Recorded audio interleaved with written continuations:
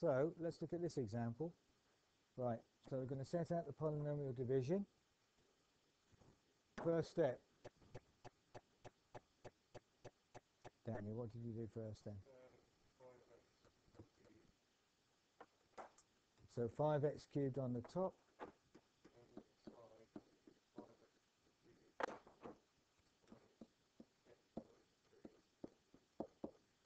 Which gives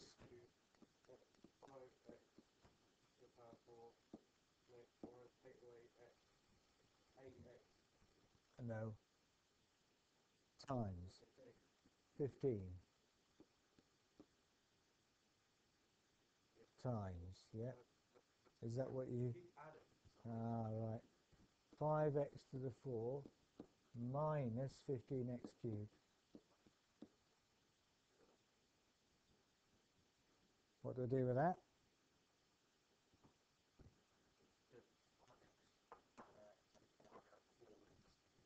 Which must happen.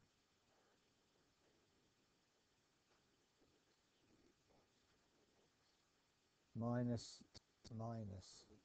Yeah. Good. Then, right, problem here, because if you look at that, yeah, that's an x, and this is an x cubed. There's no x squared term in between. So, what have I got to times x by to get 18x cubed? Right, so on top goes plus 18x squared. So as an aside, 18x squared times x minus 3 gives me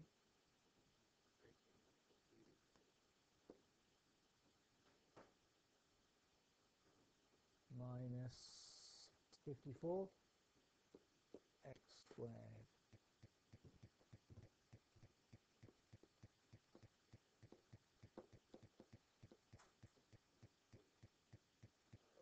Now,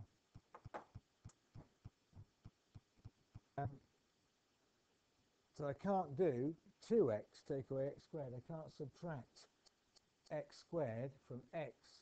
But there's no x squared term in here. So in a way, if you think about it, I've actually got no lots of x squared. So it's like there's a 0 here. No lots of x squared. So now when I work out the remainder, it's exactly the same procedure. 18x cubed minus 18x cubed is nothing. But now I've got nothing minus 54x squared is 54x squared. So that is actually what I've got left, because there aren't any x squareds to subtract from. So that's a little bit of a trap. If you've not got a particular term, it's 0. Now I can bring down the next term, because that is the next one down. X squared, the next one down from x squared is x, so minus 2x can come down. Yeah. So now, next step.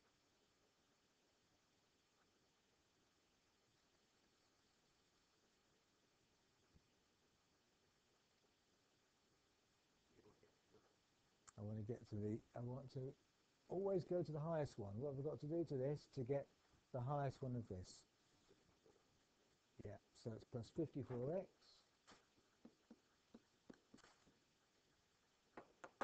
So 54x times x minus 3 gives me 54x squared minus 162.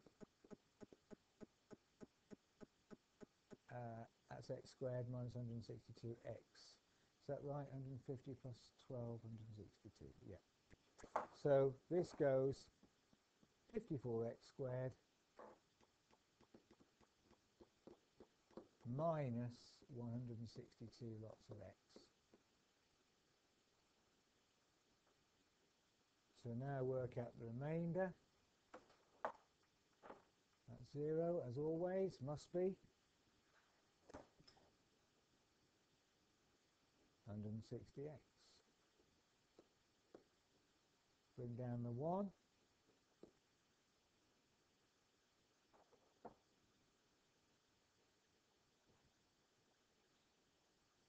So now times x by 160. So plus 160 goes on top.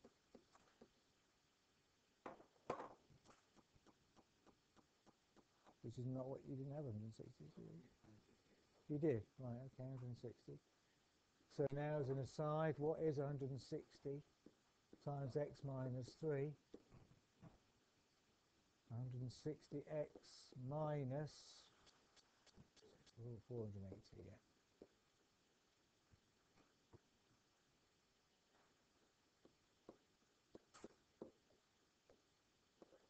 Working out the remainder. 1 minus 480 is plus 480, so that gives us 481.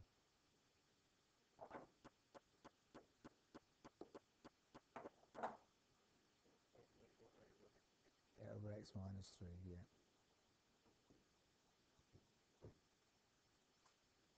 So answer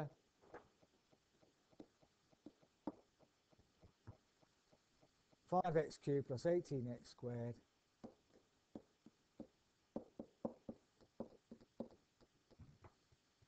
plus 54x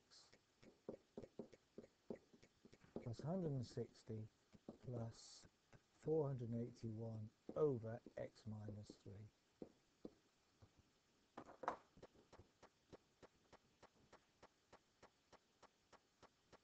So to integrate this, remember the basic aim of this thing is so that we could find out what's the integral of this with respect to x. You know, that's it, possibly why we're doing this. This is why we're doing these methods. It's part of an integration process. So if I wanted to find the integral of this, I would do the polynomial division, and I'd end up with what's the integral of this. And then I do the integral. So equals, the integral of that is, Ethan? No, don't differentiate it, integrate it. Over 4, yeah, plus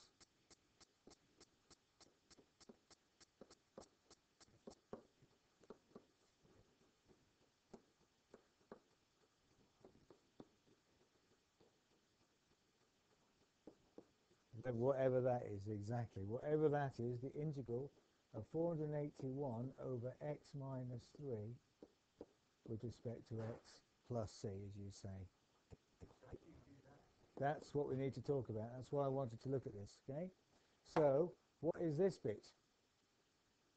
That just leaves us with this problem. If we've got a remainder, yeah, we have done this before. If we've got a remainder, then you've got to integrate that remainder.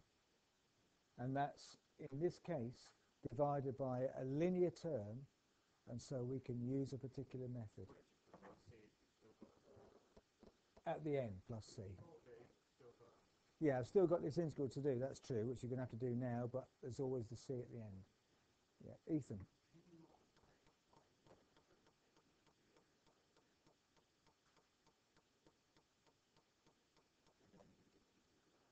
X minus 3 over x minus.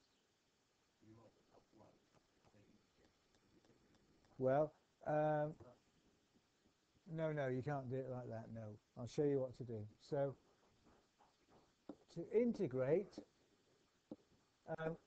just plus c at the very end. To integrate a term with linear, that means no powers of x, linear, a term with linear, a linear denominator, that's the bottom term, we use integration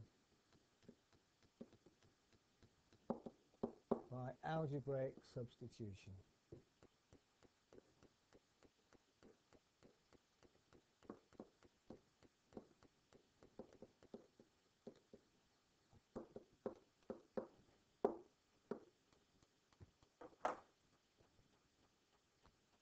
So to do this integral, we use a standard integral.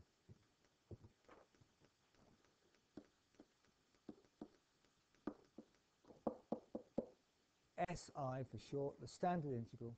The integral of 1 over x dx is log x plus c. And that's a standard integral that you will have on your table of integrals.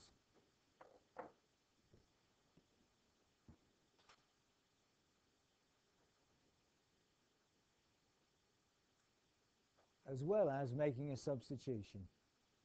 And so what we do is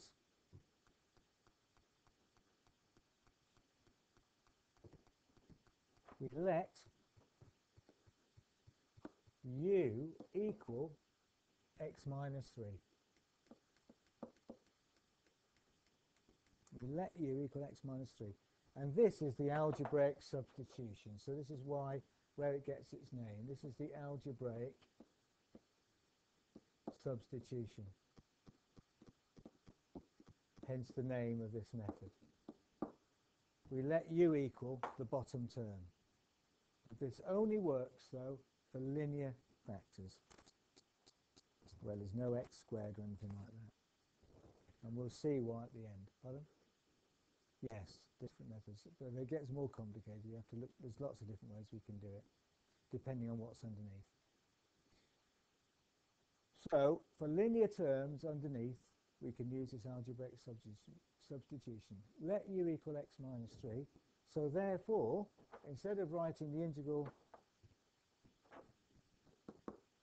of 481 over x minus 3 dx becomes 481, or the integral of 481 over u with respect to x, because we've let u equal x minus 3.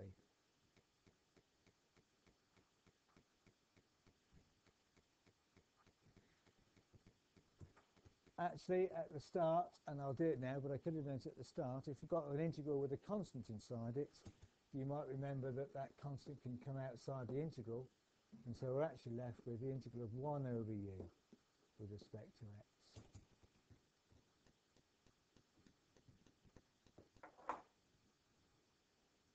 So this is starting to look like this standard integral look. Integral of 1 over x with respect to x is log x. The only trouble with this is we're not integrating, pardon? No, we're not integrating u, we're integrating x. So I've got to change this. This has got to become du, so I can integrate with respect to u. So the only way we can do that is to take this here, u equal x minus 3, and differentiate it. So we get du by dx.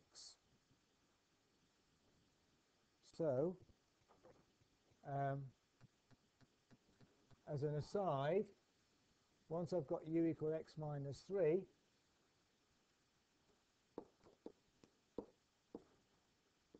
we differentiate that.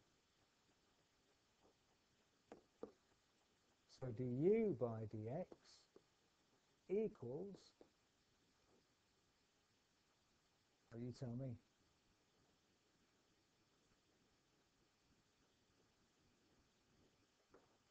No, not integrate, differentiate even. No, you're still integrating. Differentiate.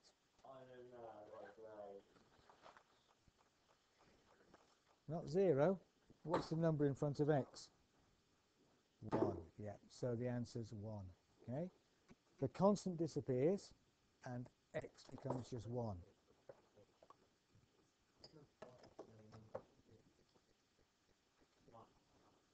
Yeah, 1. So du by dx equals 1. So then, what we do is, I want what dx equals. So dx, actually, if I multiply both sides by dx, du equals dx. So in other words, I can replace dx directly with du. So therefore, this equals 481 times the integral of 1 over u du, because du equals dx. Yeah. It's because it's only x on its own. There was no number in front of the x.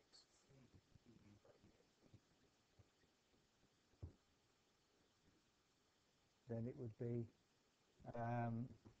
du by dx equals to 2, so dx equals du divided by 2. So I'd have du divided by 2 here. We'll look at some examples like that. Yeah. So because now that looks like a standard integral, then the answer is 481 log u plus c, because the integral of 1 over u is log u plus c. And finally, replace u with what it is, which is x minus 3. So the answer would be 481 times the log of x minus 3 plus c. So that's what would go at the end of that integral. So we're left with that integral to do, and that would be the answer. 481 times the log of x minus 3. Yeah.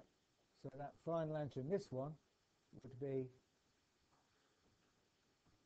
5x to the 4 over 4 plus 18x cubed over 3. I'd simplify that down to 6x cubed and so on. And then this would be 481 log x minus 3.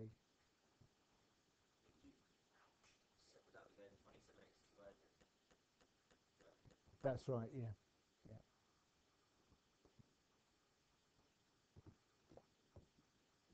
So let's have a look at this then. What are we going to do? Same procedure.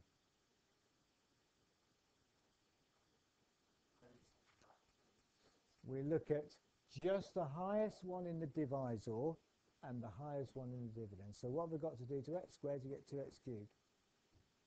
Times by 2x. So that's all you worry. It doesn't matter what it is, you just look at the first, or the highest one rather, in what's outside the division and the highest one inside the division. Ignore everything else, yeah. Okay? At the aside, then you work out the consequence. You can't ignore it, but initially ignore it, and then you work out what's left, and then get your remainder, okay?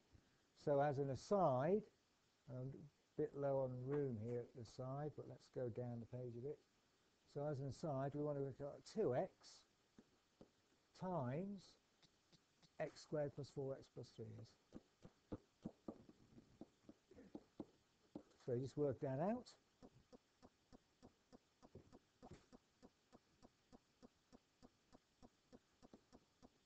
X cubed plus 8x squared plus 6x.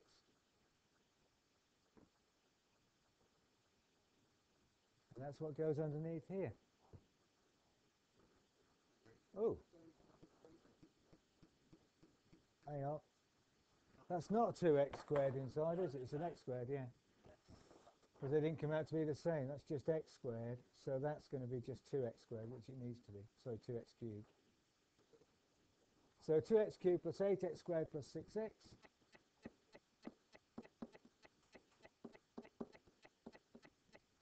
And then we work out the remainder. I knew that was wrong because these must disappear. That must be 0.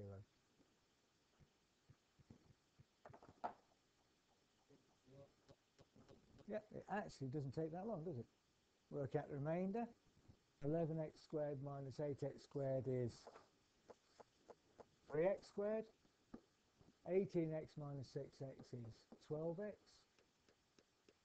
So now, what have I could perhaps bring down the 9. What do I do now?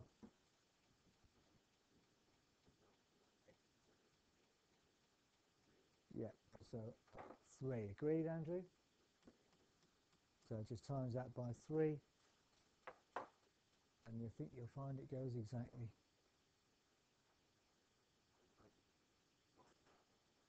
So what I'm saying here is, Daniel, so we've got remainder, happy with that? Now you ask yourself, what have I got to times this? Again, exactly the same procedure. What do I times that by to get that? 3. So 3 at the top. If you work out what 3 times this is, you'll actually get 3x squared plus 12x plus 9, which is what this is. So in fact, there's no remainder. So don't let it panic you if you've got an x squared or something else underneath. So long as it's top heavy, all you do is set it out and ask yourself, what do I do to the first or the highest power in this, which is usually the first one, to get the highest power in here, and then go from there. The final answer is 2x plus 3, yeah? Yeah, yeah. Yeah.